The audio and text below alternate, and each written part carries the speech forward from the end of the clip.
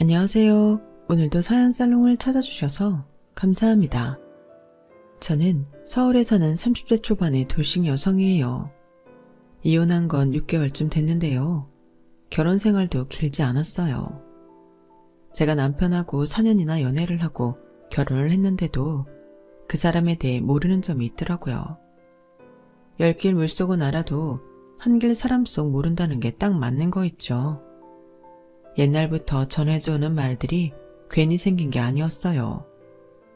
시어머니는 정말 돈에 대해서는 무섭도록 깐깐한 사람이었어요. 결혼 전부터도 자기네가 돈을 더 쓸까봐 어찌나 신경을 썼는지 몰라요. 예, 집을 네가 살던 데에서 한다고 해서 가전제품이니 가구니 그런 거 우리 명의 돈으로만 하는 건 아니지? 집이야 원래 있던 거니 돈 들어간 거 아닌 거고 앞으로 같이 쓸 물건들은 둘이 똑같이 돈을 내는 게 맞지 않겠니? 니들 결혼에 들어가는 것도 꼭 반반씩 해야 한다. 신혼여행 비용도 마찬가지야. 그래야 나중에 뒤탈이 없어. 결혼하기 전부터 너무 따지시는 시어머니가 피곤하기도 했지만 돈 문제는 깔끔해서 나쁠 거 없다고 좋게 생각했었죠. 그런데 결혼하고 나니 시어머니 말이 달라지는 게 있더라고요. 예, 집 말이야. 그거 우리 명우랑 공동명의 해야 되는 거 아니니? 니들 말 그대로 부부야. 부부가 뭐야? 일심동체 아니겠어? 뭐든 다 같이 소유하고 함께하는 게 부부지. 어머니, 근데 이 집은 제가 대학 때부터 주식 투자해서 모은 거에 대출 받아서 산 거고 전세 몇 번 주고 이제 제 집 된 거예요. 솔직히 이 집 사는데 명우 씨가 보탠 건 없어서 이건 같이 소유하는 거랑은 별개의 문제라고 생각해요. 저는 투자를 잘 하시는 아빠를 보며 자라서 어떻게 하면 부동산을 잘 사고 내 재산을 불릴지에 관심이 많았어요. 대학 때 우연히 시작한 주식 때문에 주식 공부도 했고요. 그러다가 경매로 나온 집을 싸게 살 수 있었고 대출을 갚는 동안 쓰고 싶은 거 안 쓰면서 열심히 살았거든요. 남편이 그 집을 위해 저한테 단 한 번 도움 준 적이 없는데도 결혼했다고 무조건 공동명의로 하라는 건 받아들일 수 없었죠. 시어머니는 집 문제는 어떻게 말을 해도 통하지 않으니 눈을 치켜뜨고 저를 보긴 했지만 반박은 못했어요. 제가 틀린 말을 한 건 아니었잖아요. 대신에 사사건건 다른 문제들을 걸고 넘어지더라고요. 넌 나 해외여행은 언제 보내줄 거니? 내 친구들 보면 며느리들이 돈 없어도 자기 용돈 아껴서 시어머니 여행 보내주고 그러더라. 넌 어떻게 있는 집에서 컸다는 애가 그렇게 짠순이니?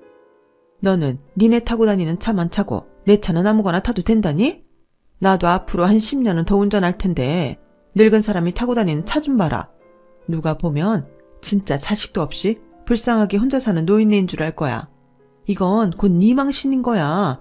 그러니까 차 좀 바꿔다오. 이토록 요구하는 게 많은 시어머니는 정작 저 결혼할 때도 그렇고 결혼하고 나서도 제대로 된 선물 하나 해준 적이 없었어요. 시댁은 그야말로 평범한 집이었고 시아버지가 돌아가시기 전 재산을 많이 까먹어서 지금 시어머니가 사는 집도 전세였거든요.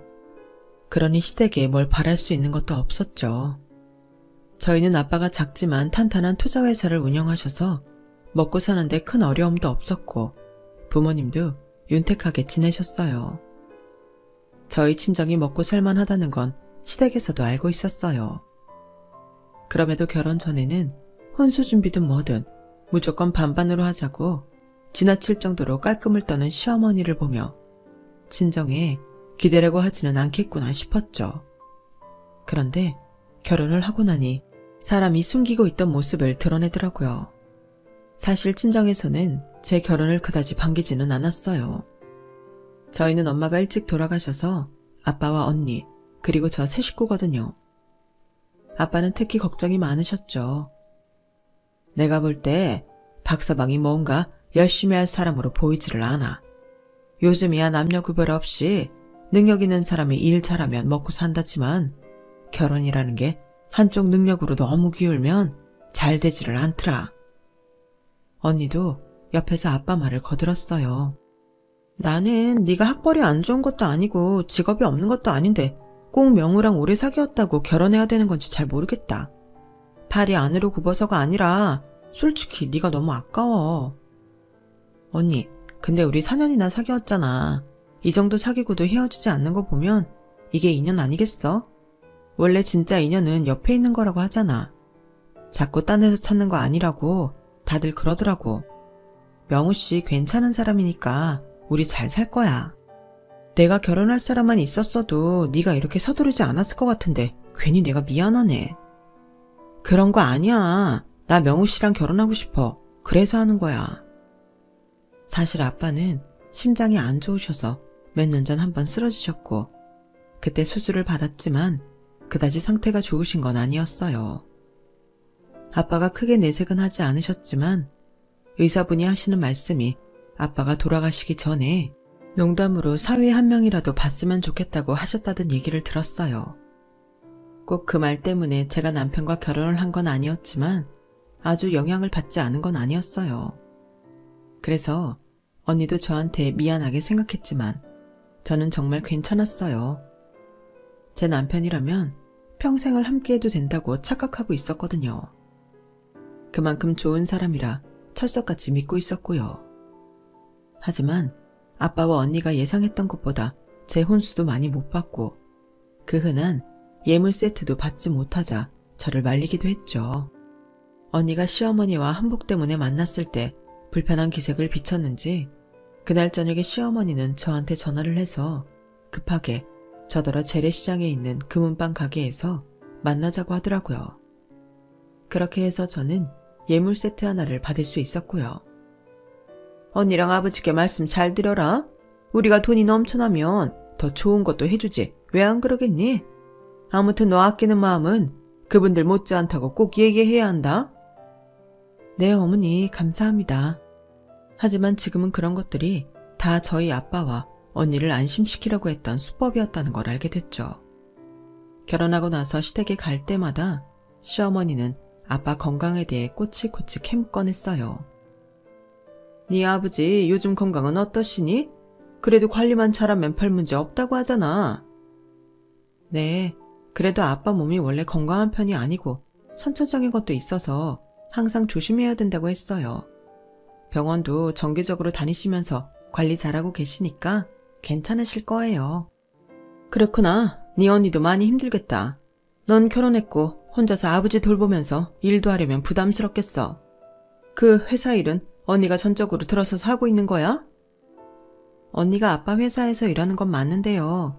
다른 이사님도 계시니까요. 회사라는 게 한 사람이 해서 돌아가는 게 아니잖아요. 그렇긴 하지. 그래도 혹시 모르니 너희 언니 힘들 것 같으면 너라도 회사 들어가는 게 좋을 거다. 그런 건 서로 도와야지. 라며 저한테도 아빠 회사 일을 하라고 하는데 저는 그게 아빠를 생각해줘서 하는 말인 줄로만 알았어요. 결혼 초부터 친정일로 신경 쓰이게 해드리는 게 죄송했고 저희 가족을 생각해 주시는 게 감사해서 갈 때마다 항상 백화점에서 과일도 사가고 굴비나 한우 같은 것들도 많이 선물했죠. 아빠는 제가 결혼하고 석 달까지 정도는 계속 괜찮은 상태를 유지하셨고 전보다 더 활동도 많이 하셔서 조금 안심하고 있었어요. 그런데 비 오는 날 어떻게 혼자 밖에 나가셨다가 우산도 없이 비를 맞고 집에 오셨다고 해요. 그때부터 아빠는 기침을 심하게 하더니 결국 폐렴 판정을 받으셨죠. 폐렴은 병원에 며칠 입원해서 낫기는 했는데 그 일을 기점으로 아빠의 몸은 점점 더 쇠약해졌고 심장도 덩달아 안 좋아졌어요. 결국 폐렴이 완치되어 퇴원하셨던 아빠는 일주일 후에 다시 병원에 입원하셨고 저와 언니는 담당 의사로부터 이제는 어떻게 될지 모르겠다는 말을 전해 듣게 되었어요. 아빠도 어느 정도 짐작을 하셨는지 그때부터 자꾸 변호사를 부르시더라고요. 아빠가 주변 정리를 하려는 게 보여서 저는 너무 심란했어요. 아빠, 왜 자꾸 병원으로 변호사를 부르고 그래? 퇴원해서 만나면 되잖아. 여기서는 그냥 푹 쉬기만 해. 왜? 여기 변호사 오는 게 싫으냐? 그래도 아빠가 해야 할 일은 해야지. 아빠가 자꾸 곧 어디 가버릴 것처럼 보여서 그렇지. 아빠, 아직 더 살아야지. 손주도 보고 나랑 언니랑 해외여행도 같이 가고. 그러게 너무 바쁘게 살아서 온 가족이 함께 해외로 여행 가본 적이 없네. 무슨 영화를 보겠다고 이렇게 바쁘게만 살았나 모르겠다. 라며 힘없이 말씀하시는 아빠를 보니 너무나 속상했어요. 하지만 아빠는 얼마 후 중환자실로 옮겨주셨고 저와 언니는 내키지 않아도 아버지 돌아가실 날을 바라보고 이런저런 준비를 했어요. 제가 그렇게 신만하고 경험 없는 날들을 보내고 있을 때 하루는 시어머니가 저를 부르더니 이런 말을 하더라고요. 예, 근데 네 아버지 재산이 정확히 다 얼마니? 글쎄요, 저도 잘은.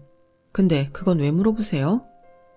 아니, 사돈께서 안 좋으실 것 같은데 너나 언니 사이에 재산 분쟁 같은 게 있으면 어쩌나 해서. 그냥 궁금했는데 됐다, 잊어버려라. 라며 얼버무리고 넘어가는데 아마 제 표정이 썩 좋지 않았기 때문에 제 눈치를 보느라 그랬던 것 같아요. 그 후에는 남편도 저한테 이러더라고요. 있잖아, 땡땡동에 명품샵 있는 건물도 장인어른 거 맞지? 장인어른이 투자회사 하셔서 좀 여유는 있으시려니 했는데 생각보다 훨씬 더 재력가셨어. 저번에 차영도 그러더라고. 자기도 아빠 재산을 숫자로 계산해 본 적은 없다고. 그 건물 말고도 부동산이 더 있다며? 그건 어디야? 그것도 서울에 있는 건물이야? 지금 이런 상황에 그런 게 그렇게나 궁금해? 남은 아빠가 돌아가실 것 같아 힘들어 죽겠는데 그게 할 말이냐고. 궁금하다기보다 성의 네 말대로 힘드실 것 같으니 재산 분할 같은 건 어찌되나 미리 알아둬야 할 것 같아서 그래. 그건 명호 씨가 알아둘 일 아니지.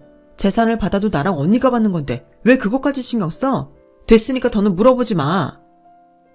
화났어. 나도 걱정돼서 그러는 거니까 다른 오해는 하지 마. 라며 남편은 제 눈치를 살살 보며 이렇게 덧붙이더라고요. 그래도 장인어른 돌아가시기 전에 재산 규모는 알아두는 게 아무것도 모르고 있는 것보다 나을 거야. 장인어른 정신 좀 돌아오시면 이야기를 해봐. 응? 그런 건 내가 알아서 할게. 아까도 말했지만 신경 쓰지 마. 아빠가 돌아가실지 모르는 상황에 시어머니가 재산을 물어보는 것도 불쾌했는데 남편까지 저러니 참 섭섭하더라고요. 제가 그런 마음인 걸 모르는 시어머니는 다음날 또 저한테 전화로 이런 말을 했어요. 이제 마음에서 보내드릴 준비는 된 거지? 그러면 변호사한테라도 알아봐서 네 몫이 어느 정도인지 잘 알아둬라. 네 언니한테 조금이라도 더 가고 그러면 안 된다. 요즘은 자식 간에 큰애 작은애가 어디 있니? 다 공평하게 받아야 되는 거야. 알겠어? 어머니, 저희 아빠 아직 안 돌아가셨어요. 왜 자꾸 이런 말씀을 하세요? 어머니 이러시니까 꼭 저희 아빠 재산에 관심 있으신 것 같아 보여요. 정말 그러세요? 저랑 언니가 아빠 재산을 어떻게 나누든 그건 이미 아빠가 정하셨을 테니 저는 상관하고 싶지 않아요. 그러니까 어머니도 더는 그런 말씀 하지 마세요. 예, 나는 너 생각해서 한 말인데 네 태도가 참 그렇다. 네가 지금 아무리 마음이 안 좋아도 그렇지 이게 시애미한테 할 소리냐? 나 참 별일을 다 보겠구나. 남 좋은 일 해주려고 하다가 이렇게 무한 당해보기도 처음이다. 너 아버지 돌아가시면 이제 우리밖에 없지 않니? 우리가 네 가족이라고. 그런데 어디서 그렇게 싸가지 없이 굴어? 나훈 참. 하며 전화를 탁 끊는데 정말 가족이라고 생각한다면 아빠가 돌아가실까봐 애가 타는 제 앞에서 그런 말을 할 수 있겠어요? 뭐가 저를 생각한다는 건지 정말 어이없더군요. 저는 그때부터 조금씩 시어머니와 남편에 대한 신뢰심에 의심이 생겼어요.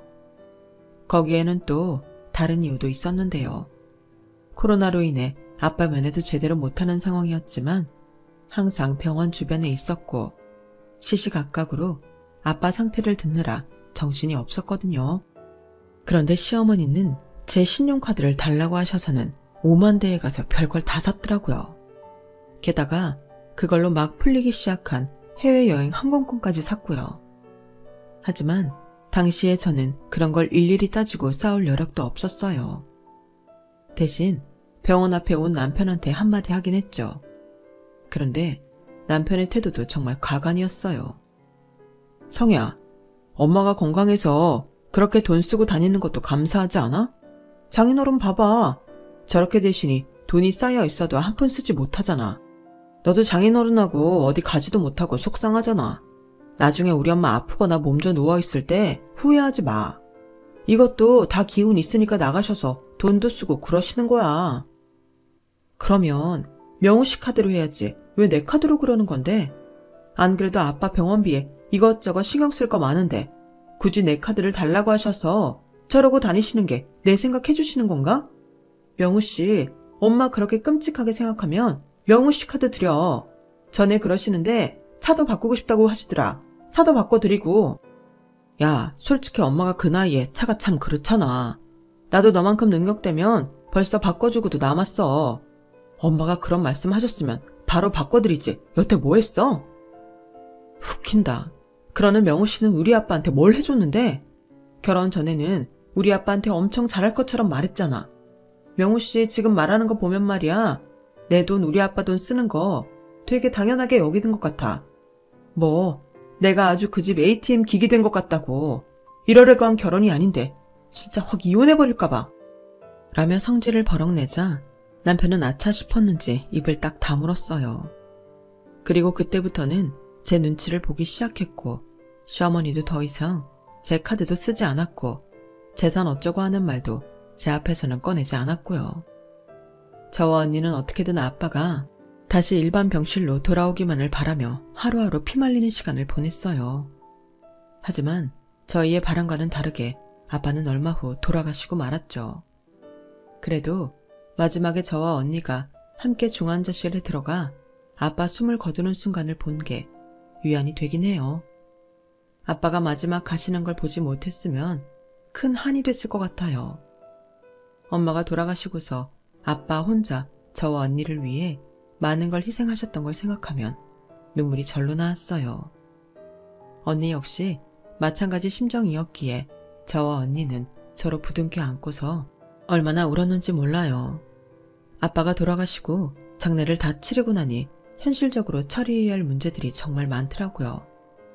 물론 변호사와 회사 이사님이 저와 언니를 많이 도와주시긴 했지만 이제 이 세상의 피부치가 딱 언니와 저 둘뿐이라는 사실이 문득문득 제 마음을 많이 무겁게 하더라고요.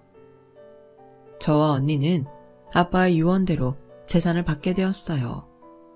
그런데 아빠가 아파트 한 채를 제 앞으로 해놓으셨더라고요. 그 아파트 아빠가 네 노후가 걱정돼서 주신 거야. 나야 아빠 회사에서 일도 하고 너보다 더 모아놓은 것도 많잖아. 너 결혼하고 나서 걱정이 많이 되셨나 보더라고. 언니, 근데 이건 아닌 것 같아. 언니야말로 결혼도 해야 하고 돈 쓸 때 많은데 언니 이거 우리 반반씩 하든가 다른 것처럼 공동명의로 해놓자. 나 이거 내가 혼자 받아놓고는 불편하고 미안해서 못 살 것 같아. 저는 계속 고집을 부렸고 언니는 그럼 좀 더 생각해보자며 집 문제에 대해서는 결정을 보류했어요. 그런데 옆에서 늘 귀를 쫑긋 세우고 제 재산분할 문제를 다 듣고 있던 남편이 간섭을 하더라고요. 저기 얘기 들어보니까 장인어른이 너한테 준 아파트를 처형하고 공동명의로 하려는 거 정말이야? 언니가 아무리 아빠 회사 물려받는다고 해도 받을 건 공평하게 받아야 된다고 생각해. 언니 아직 결혼도 안 했고 앞일 어떻게 될지 모르잖아. 그건 우리도 마찬가지지. 우리 앞날에는 무슨 일이 있을 줄 알고 네 앞으로 해준 아파트를 공동명의로 해. 성혜 너는 왜 그리 욕심이 없냐? 자매지간이 아무리 좋아도 결국에는 남남이야. 나중에 그 아파트나 다른 재산 때문에 싸움 날 수도 있어. 그냥 장인어른 유지대로 성이 네 걸로 해. 아빠 뜻을 거스르는 것도 아니고 언니와 더 잘 지내려고 그러는 거야. 명우 씨는 나랑 언니가 그 아파트 하나 때문에 의의가 상할 사이로 보여? 그것보다 왜 자꾸 명우 씨가 우리 아빠 유산 문제에 나서라고 해? 이건 나랑 언니가 알아서 할 거니까 신경 쓰지 마. 신경 쓰지 말라니. 우리야말로 평생 함께할 부부잖아. 그렇게 말도 못 꺼내게 하는 건 좀 너무한다고 생각 안 해? 나 장인어른 돌아가셔서 네 옆에서 처형보다 더 상주처럼 애썼어. 그런데 이제 와서 나는 빠져라. 그게 할 소리야? 이런 식으로 점점 더 노골적으로 저희 집 재산에 간섭하려는 남편과 함께 시어머니도 옆에서 한 소리 해댔어요. 얘, 너 아파트 받는 거 네 언니랑 공동명의 한다며? 그러는 거 아니다. 네 아버지 뜻대로 해야지. 그러다가 언니랑 사이라도 안 좋아져봐. 그 아파트라도 확실히 네 거가 돼야지. 형제끼리 의가 왜 상하니? 지금은 너랑 네 언니가 죽고 못 살 것 같아도 네 언니도 결혼해봐라. 자기 가정 생기면 마음 달라져. 그때도 언니가 너랑 아파트 공동명의했다고 좋아라 하겠어? 저희 언니가 저보다 돈 많으면 많았지 그것 가지고 이상할 사람 아니에요. 아니, 그러면 더더욱 이해가 안 된다. 왜 너보다 돈이 많은 언니랑 그 아파트를 나누려고 하니? 너 진짜 이상하다. 저는 아빠의 체온이 남은 걸 언니랑 좀 더 오래 함께하고 싶은 건데 그런 제 마음은 아랑곳하지 않고 제가 받을 재산을 자기들 것처럼 왈가왈부하는 시어머니와 남편한테 점점 정이 떨어지기 시작했어요. 명우 씨한테도 말했지만 이 문제는 저랑 언니가 알아서 할 문제예요. 저랑 언니 아파트 하나 갖고 문제 안 생기니 걱정 마세요. 너 지금이라도 내 말 듣는 게 좋을 거다.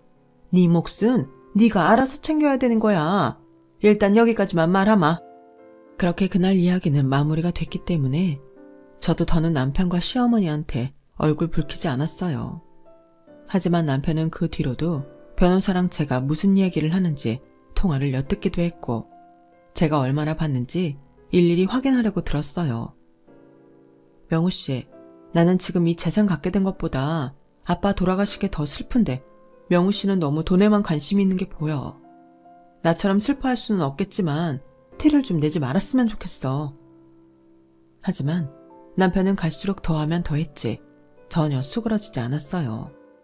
내가 그러지 않길 바라면 네가 먼저 알아서 잘하면 되잖아. 엄마 차 바꿔드리자. 해외여행도 보내드리고.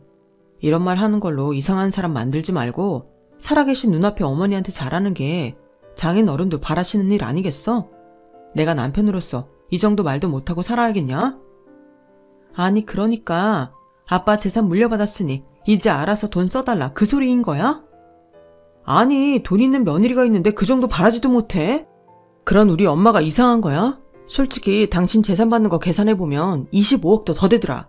그 정도면 우리 집안 일으킬 수 있게 든든한 백이 돼줄 수 있잖아. 이제 우리 엄마가 성인이 부모인 거야. 자꾸 똑같은 말 하는데 우리 엄마한테 잘하는 게 장인어른도 기뻐하실 일인 거야. 이제 보니까 명우씨, 내 돈으로 효도하고 생색내겠다는 거네? 이거 명우씨 돈 아니야. 아빠가 평생 고생하신 거 나한테 물려주신 거고 나도 이 돈 함부로 쓸 생각 절대 없어. 남편과 저는 하루에도 몇 번이고 돈 문제로 싸우게 됐고 그 외에는 말도 잘 하지 않게 됐어요. 물론 싸움이 심해질 것 같으면 남편은 입을 다물고 제 눈치를 살피며 미안하다고 했고 너무 화만 내지 말고 자기 의견을 무시하지 말라며 달래곤 했는데 그건 제 돈을 자기가 마음대로 할 수 없으니 저를 어떻게든 고아 삶으려던 계산속이어서 너무 기분 나빴어요. 그렇게 일주일쯤 지났을 때였어요. 갑자기 시어머니가 저한테 연락을 해서 자기가 있는 곳으로 오라고 하시는 거였어요. 그곳은 시댁이 있는 동네도 아니었고 저희 집 근처도 아니었어요. 요즘 꽤 뜨는 곳이었는데 부동산 값이 나날이 오르고 있는 동네였죠. 여기 네가 와봐야겠다. 내가 문자로 주소 보낼 테니까 늦지 않게 와라. 여기 사람들도 퇴근 시간이 있지 않니? 회사에는 얘기하고 좀 일찍 나올 수 있지? 맨날 있는 일 아니니까 오늘은 꼭 제 시간에 와라. 이렇게 말하고 일방적으로 전화를 끊더라고요. 제가 주소를 검색해보니 그 건물에 여러 가게가 있었는데 그중 눈에 띄는 게 부동산이었어요. 아무래도 시어머니가 저를 부동산으로 부른 것 같았고 저는 그다지 좋은 예감이 들지는 않았어요. 아니나 다를까 제 주소가 찍힌 건물 앞에 도착하니 시어머니가 부동산에서 나와 저한테 손짓을 하더라고요. 부동산 사장님은 제가 들어가자 아주 반가워하며 호들갑스럽게 저를 맞이하고는 커피부터 내주더라고요. 저녁이라 커피는 됐고요. 대체 무슨 일로 여기까지 오셨어요? 저는 왜 여기서 보자고 하셨어요? 라며 어머니한테 단도직입적으로 물어봤어요. 예, 여기가 지금 잘 나가는 동네 중에 유일하게 새 잘 나오고 계속 오르고 있는 거 너도 알지? 그런데 여기 진짜 좋은 상가 자리가 나왔다는 거야. 내 친구가 소개한 부동산 사장님인데 이거 진짜 그 친구만 믿고 나한테 그 상가 얼른 잡으라고 연락해 주셨다. 이거 진짜 우리가 운이 트이려나 보다. 시어머니가 입에 침이 마를 새도 없이 너스레를 떨고 나니 이번에는 부동산 사장이 저한테 친한 척 말을 하더라고요. 아우, 며느리가 아주 통이 크셔. 언제고 좋은 상가가 있으면 시어머니 사드린다고 했다면서요. 내가 그 이야기 듣고 어찌나 부러웠는지 몰라요. 세상에 무슨 복으로 이렇게 능력 있는 며느리를 얻으셨대요? 그 말에 저는 얼굴을 굳히고 정색을 했어요. 무슨 말씀이세요? 저는 그런 말 한 적 없고요. 상가는 살 생각 한 번도 해본 적 없어요. 아니, 김 여사님 말로는 2달 전부터 상가 알아보고 계시다고 했다던데 며느리하고 얘기가 안 됐던 거였어요. 사장이 의아한 표정으로 시어머니한테 물어보더라고요. 2달 전이면 저희 아빠가 생사를 헤매고 있을 때인데 그때 벌써 제가 받을 유산으로 자기네 상가 매입을 할 생각을 하고 있었다니 정말 속에서부터 분노가 끓어올랐어요. 시어머니는 제 속도 모르고 저를 달래듯이 말했어요. 예, 그 상가 5억이면 산다. 그 자리가 완전 노른자야, 노른자. 그냥 새가 들어오는 데라고. 네가 받은 돈에서 별로 안 되는데 그 돈 못 쓰니? 아니, 얘가 진짜 돈이 많거든요. 이 정도 상가는 얘한테 아무 문제도 아니에요. 아, 내가 진짜 친구한테 일찍 말해두기를 너무 잘했네. 이렇게 딱 제때 매물이 나왔으니 말이에요. 그럼 며느리께서 오늘 계약금 넣어주고 가시는 거죠? 라며 부동산 사장이 제 얼굴을 쳐다봤어요. 저는 부동산 사장과 시어머니를 보며 단호하게 말했어요. 저 상가 사고 싶으면 어머니가 사세요. 어머니 돈으로요. 집 전세를 빼든 어디서 빌리든 해서 사시라고요. 제 말에 시어머니는 표정이 싹 변했고 부동산 사장은 눈치만 봤어요. 혹시 오늘 계약 못하셔도 제가 며칠은 기다릴 수 있으니까 며느리하고 상의하시고 다시 오셔도 돼요. 부동산 사장은 그렇게 말했지만 저는 뒤도 안 돌아보고 그 자리를 박차고 나왔어요.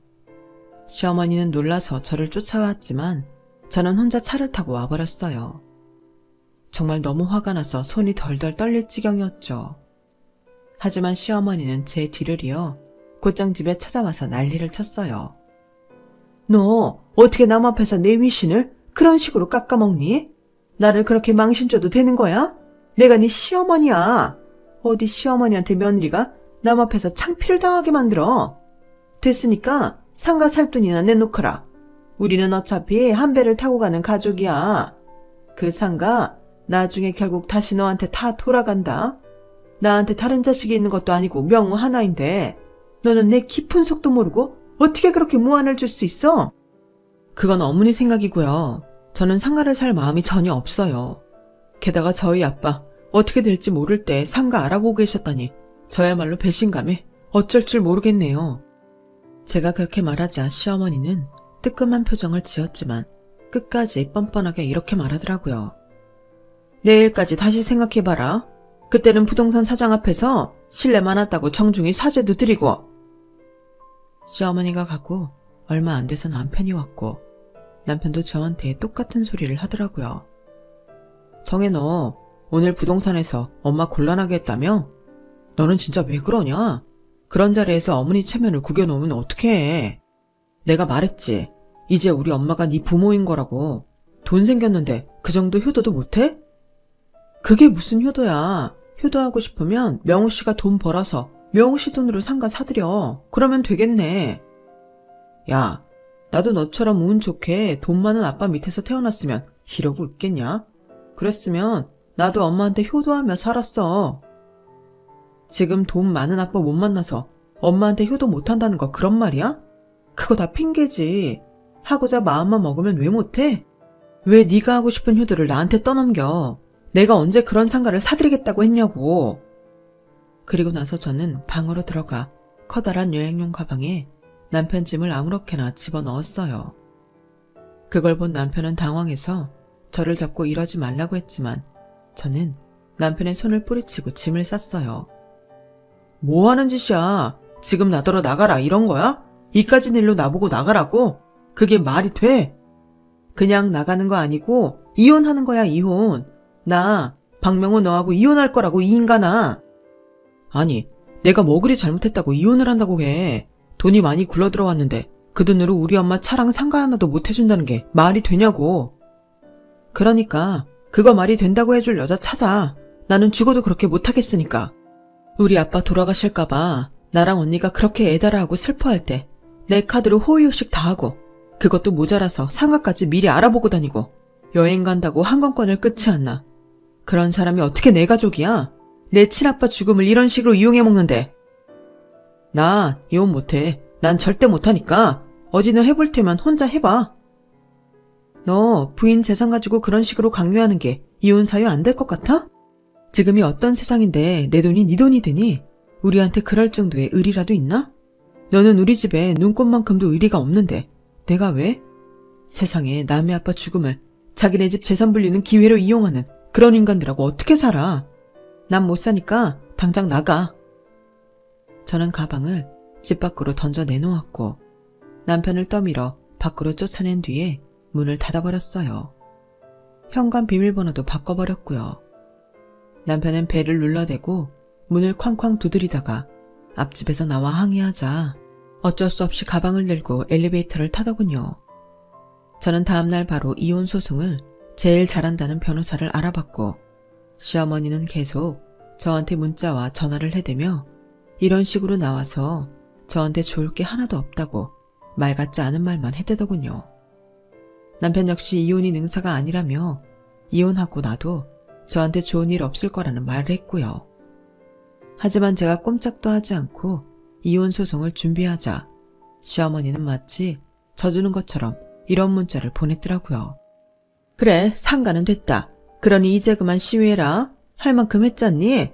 네 고집을 누가 당하겠어.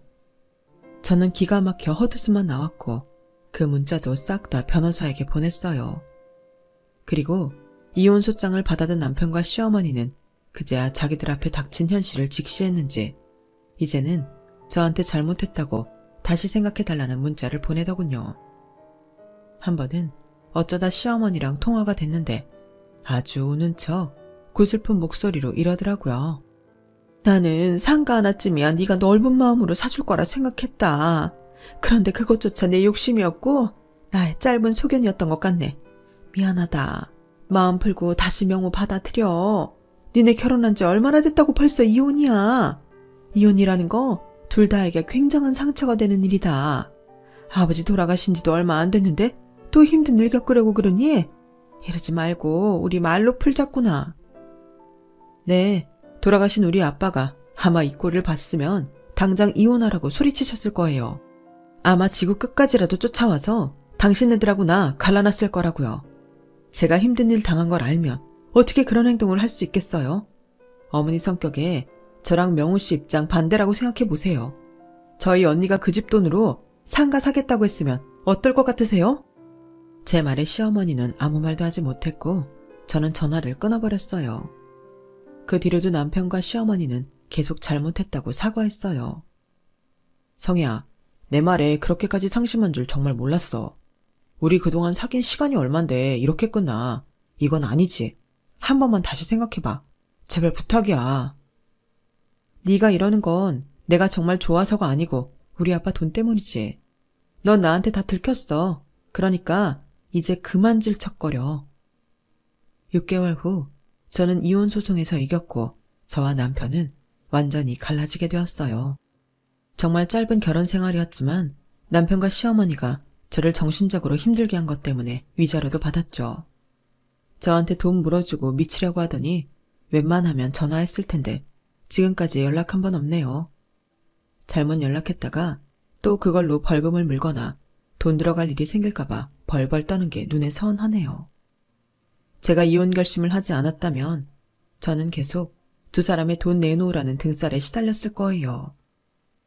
제가 사람을 잘못 보고 결혼까지 감행했으니 이혼녀가 된 것도 제가 책임져야 할 제 인생이고요. 그럼 제 사연 들어주신 분들 모두 감사드리고 행복하시길 바랄게요. 여러분, 사연 댓글에 응원과 현명한 조언 부탁드려요. 좋아요와 구독은 저에게 큰 힘이 됩니다. 오늘도 좋은 일 가득하세요.